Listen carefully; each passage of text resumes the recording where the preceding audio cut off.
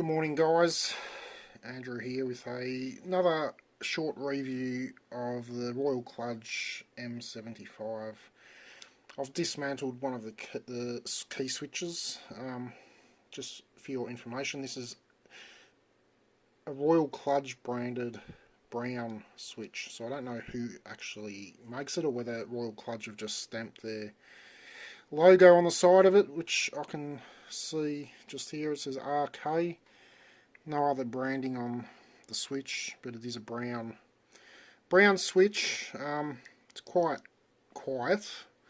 It isn't overly loud. I believe it's a linear switch. Fits in there quite nicely. The key caps are fairly good quality. They appear to be double shot caps. They've got a good feel, sort of a matte finish on them. For a relatively cheap keyboard, around the $100 Australian mark, it is not a bad unit. It has a little screen there which doesn't really give you much apart from whether you're using USB 2.4 or Bluetooth, and it also has a battery indicator.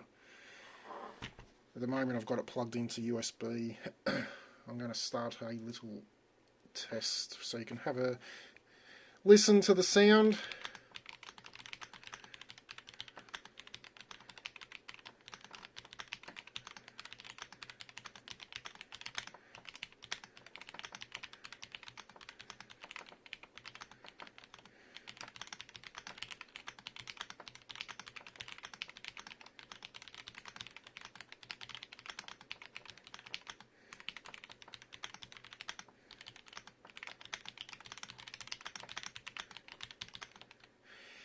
There we have it, guys.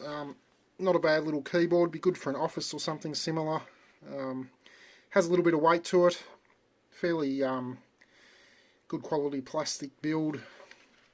You won't be disappointed if you get one for that price.